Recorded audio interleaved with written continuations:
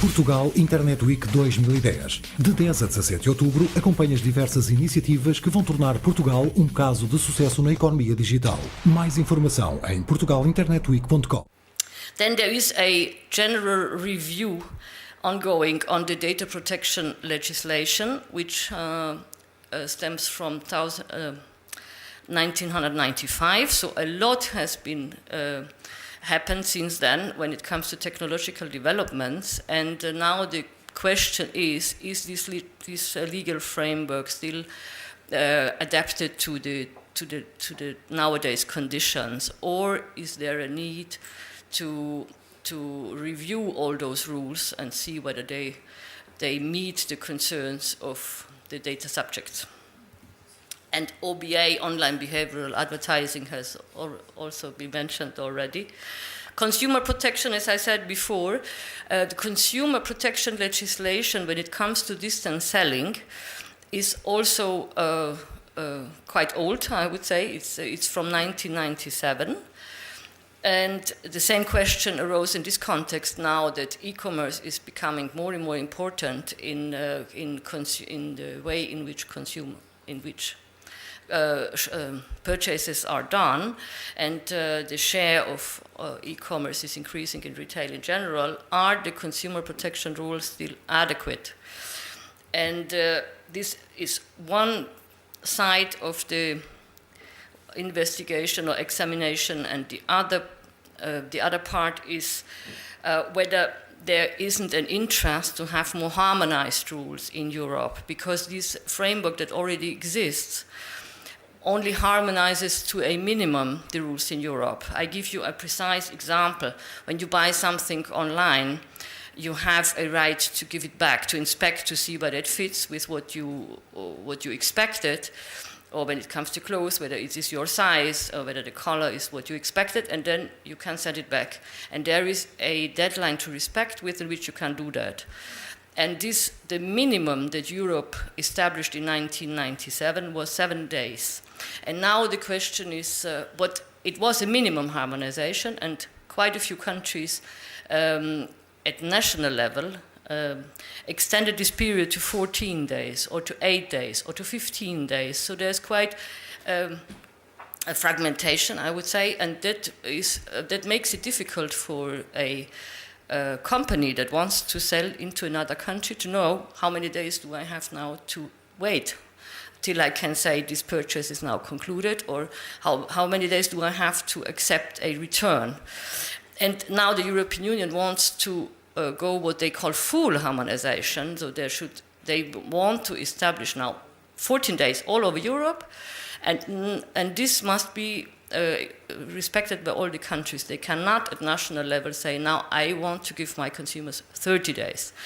This is a project, and as you can imagine, it is a very delicate issue. It turned out during the discussions in the European Parliament and at council level, where the member state representatives are discussing, that every country believes it has the best consumer protection in the world, and they do not want to sacrifice certain provisions which they think their consumers are quite used to a European legislation. And it makes the discussion very long.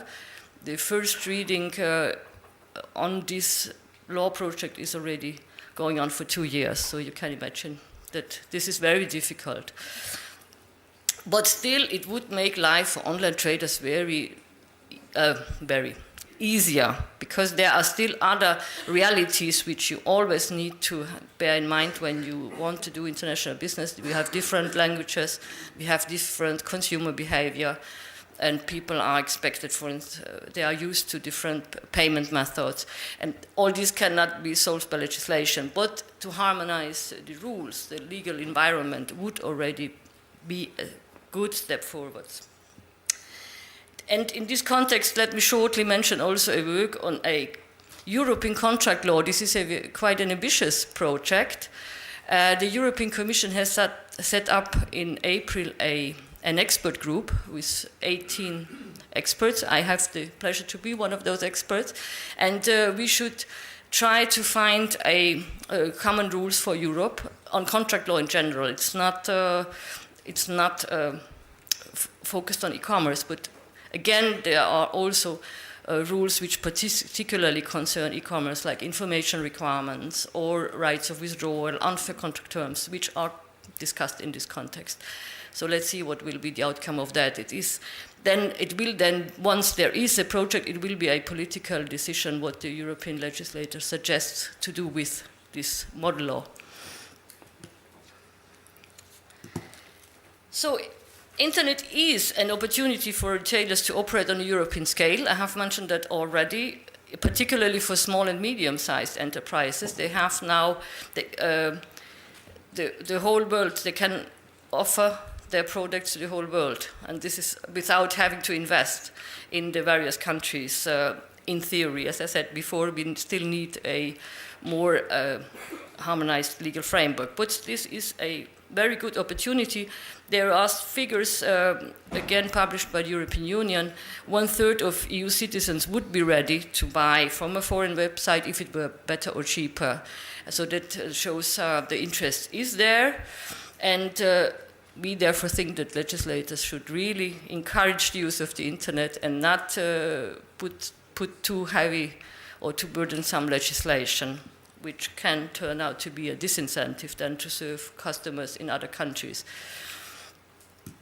Confidence is key in this context, and more when it comes to cross-border sales and purchases.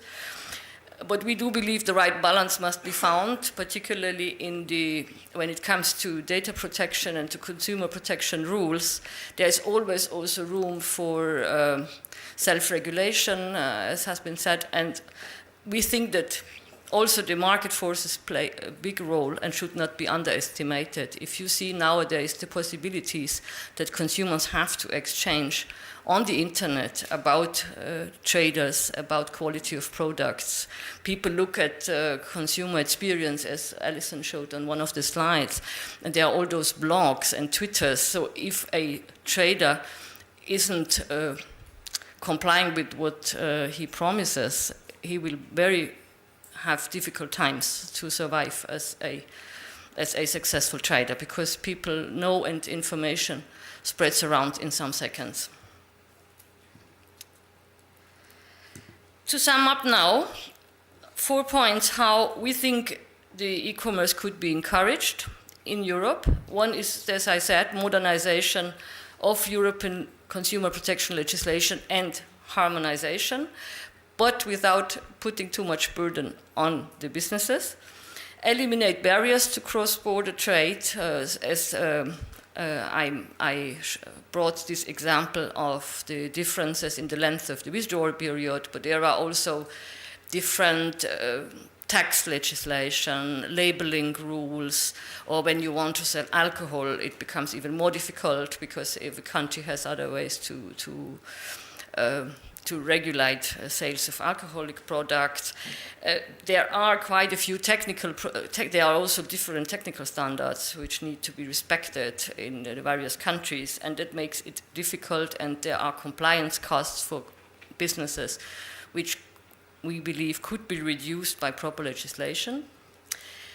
Another thing is the efficiency of delivery services. Our expectations are high when it comes to liberalization of the postal markets. It's just 3 months to go, and as from 1st of January 2011, most European countries, or many of them, will have to demonopolize totally the delivery service.